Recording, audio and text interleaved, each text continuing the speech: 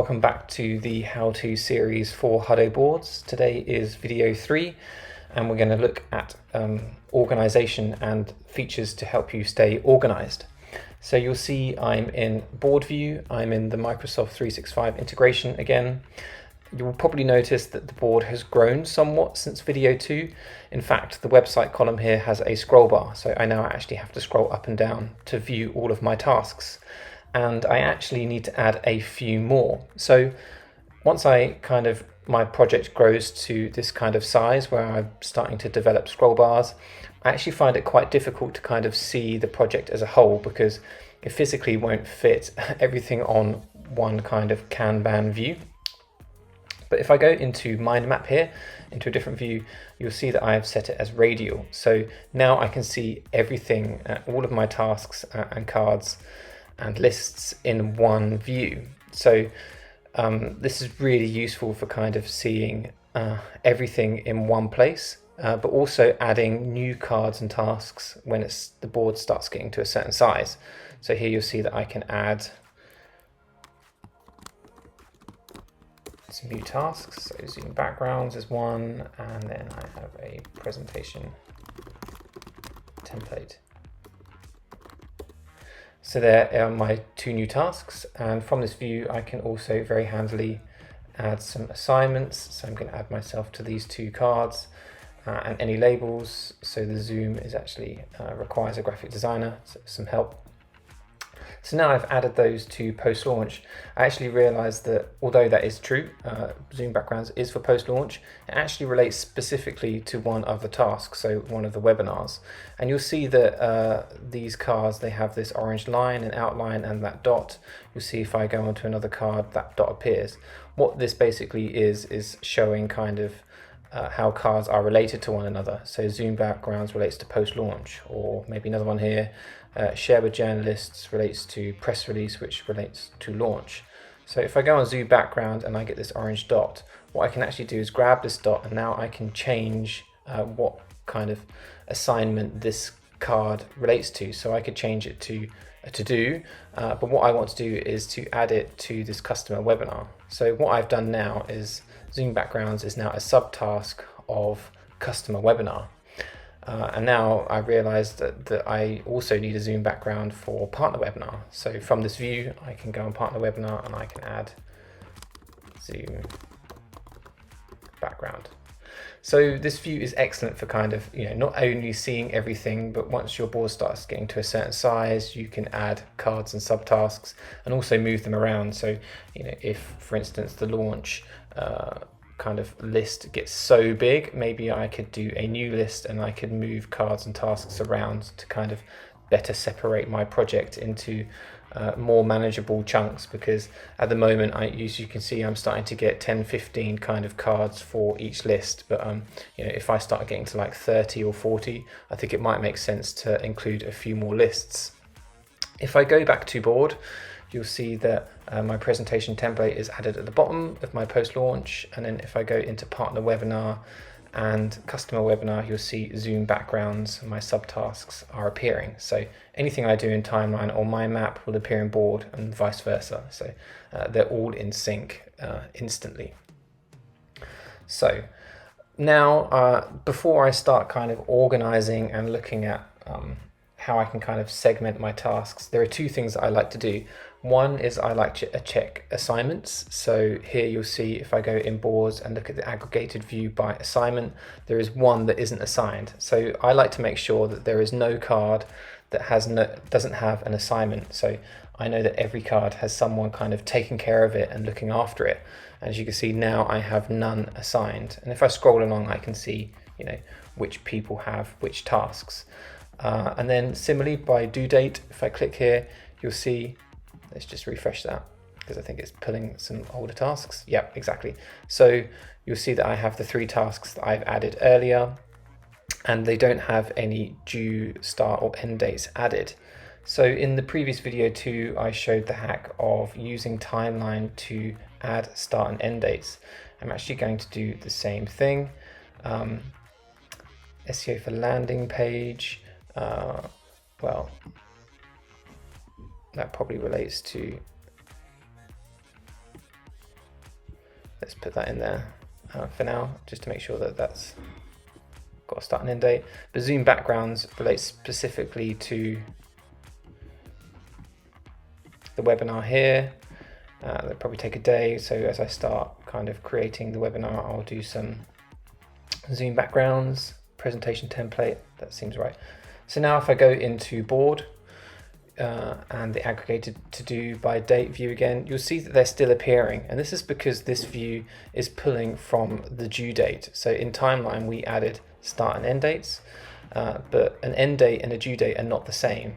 For my project here, that is usually the case, but I confirm that by going into each card, going into set date, and then setting the date as the same as the end date. So just have one more here that I need to set to 23rd of April. Okay, so now I have no tasks that are lacking any assignment. So every card has an assignment and every card has a start, end, and due date. So now when I look at my board, I know that everything is kind of organized in the sense where someone's looking after it and they know when it needs to be completed by. But then, you know, I myself have tasks, so I need to organize and be sure that I know what I need to be doing myself. So the first thing I might do is in this toolbar here, I can click on my name and I can see just the cards that I have assigned myself to. Some have multiple, but I'm included in all of these. And likewise, I can be like, well, actually, you know, I was thinking about working on emails. So now I can see cards that I'm assigned to that have the email tag. I can also look at, you know, multiple. So to better show it, here I'm looking at my tasks and any tasks I have with content writing. And then I can say, well, show me email. So now this is showing me anything that has content writing on a card with email with myself. So it's kind of an and. These cards have all of these three kind of attributes. But if I clear that and I look into the filters tab here, I can do a very similar thing. So I can say myself, I can say email, and I can say content writing. So I'm looking at the same thing. But if I go back into there, what I can actually say is I'm not looking for and, I'm looking for or. So I want things that are assigned to me or email or content marketing. You'll see that there's quite a lot here because I have so many tasks. But if I go back in and perhaps take myself off, you'll see now I'm looking at any card that is either email or content writing. Another thing I'll do is I can already notice that there are a few cards here that have been completed. So another really great feature within filters is that I can hide completed to-dos. So now I'm looking at anything that is email or content writing with completed to-dos removed. So as you can see, you can start really kind of singling out sort of tasks and projects that you need to do based on, you know, using yourself as a member and only looking at your tasks, but also using your colored labels to segment things. Another thing that might help to do at this point is if we look at everything again, remove all the assignments, you'll see in this column in product, actually, you know, the project has passed this stage and I'm not likely to add anything here, and it's just going to be an entire list of completed tasks. So what I can do is actually archive that list. So it's removed that list completely from my view. So obviously when I go into here now and I look at, you know, email and content writing, you'll see that I no longer get that view from the product, and that's really useful. So I would say is archive things. If you go into archive here, you'll see sometimes you just need to refresh to show the latest changes. If I go into archive here, you'll see that my list that I've archived is there, and I can restore it from this view in case I, you know, don't want to have it archived, but I actually do. And I'll just make sure that sometimes you may get duplicates. So I had a feeling when I was adding a task earlier without a due date. Yeah, so I have an SEO for a landing page, but I also have SEO keywords titles for new. So this one is actually a duplicate. So if I go in here, I can first archive the task. So that would take it from the board. But if you noticed within archive, I also have a delete button. So these here, they are all duplicated tasks. So I can go into the archive area and completely remove them. So this is a way of me tidying up my board, because before, when I was filtering by myself or by colors, I was actually getting this duplicated task still in there. So now I've just completely removed it from the board. So I've obviously looked at, myself and saying, what emails I want to work on today. So, I can use this to organize myself. But because I created this board, I'm almost like a project manager as well. So I might also look at, what other tasks people have. So I might say, just show me Haley's tasks. This is kind of useful to get an overview of a single person's tasks.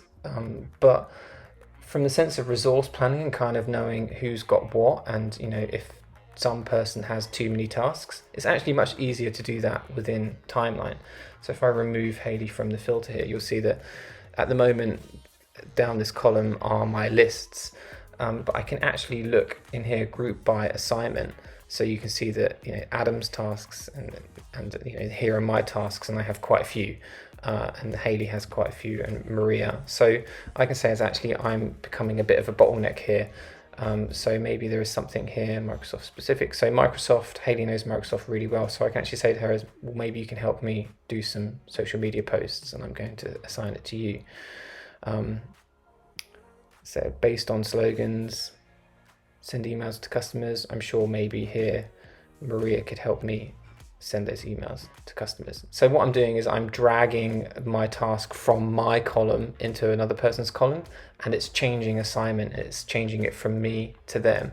So this is really useful to kind of see bottlenecks, because I can see in my project that I have a lot of the tasks, but obviously maybe I can't do them all by the time that needs to be completed by. So now I can kind of share and delegate the tasks to different members of the team to make sure we stay on target. Equally, not just by person, you can also look by color. So here you'll see that down the left hand side, it now has colors. So I can see that there are a few tasks that are related to the HubSpot integration.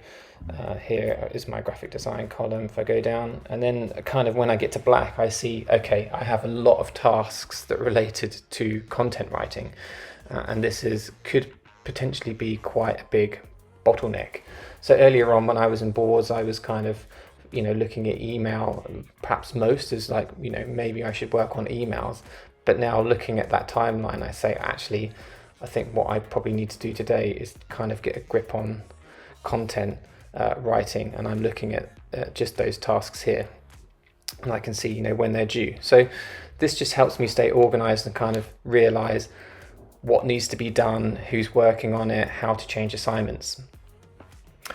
But actually, this is just one project that we're kind of looking at here. If we come out and go into my board view, you'll see that on this kind of left-hand toolbar, I have to-dos. So what to-dos is an aggregated list of all of my tasks. So if I just expand this, you can see across all of my boards, showing all of my to-dos. I can see that I have one overdue. I don't have any due today, but I have one due tomorrow, later this week, etc. If you go into selected boards here, I can actually say, at the moment, I'm looking at all of my boards and I have quite a few, but I might say, just show me, my to-dos across a selection of boards. Some people find this easier, just having a to-do list. I am still a big fan of Kanban, so I actually probably use the board view here. So I have some that kind of don't have due dates. These are probably projects of other people, and they're not kind of hard deadlines. But then you'll see, I've got one here that's overdue, has a deadline, and tomorrow, later this week. So I might come here to be like, okay, what tasks do I need to do across all of my projects? And I can go to these kind of cards from this view, or to the board itself from this view. So that really kind of helps me stay organized. And one other thing that I need to mention is any eagle-eyed people kind of watching my whole series will realize that on video 1, I came to my board's dashboard, and all of my boards were blue. So if I want to find a certain board, having them all the same color without any kind of labels just makes it very difficult for me to find sometimes. So now I've added a few, so I'm like, well, I just want to see my test boards, or I just want to see the dev boards. So I can use colors to kind of segment and filter out certain boards to make it easier for me to find something. Equally, I've created a marketing label, so I can here see ones that just have that label. So this is very useful, and I think it's something that people shouldn't forget, is to add colors and labels to their boards, especially when you start getting 20, 30 boards. It becomes really important to kind of organize this area, not just your tasks and cards in a certain board. I mean, you can also, there are sort of views here where you can look at public or archive boards. Equally, you can kind of say, show me in a name order or due date order, or when it was last accessed, or show me it by colors. So, here's my yellow color, here's my blue color, here's my pink color. So this can also help you kind of segment your boards. But what I find most useful is the filter. So I just I'll just show me the dev boards, and then I'm only looking for the one out of the 4. I know it's a dev board, I only have 4. I look at this filter, I find the board that I want. So yes, I hope there is a lot of kind of features to help you stay organized, but I hope this overview is useful and helps you keep on task, top of all of your tasks across all of your boards. Thanks for your time.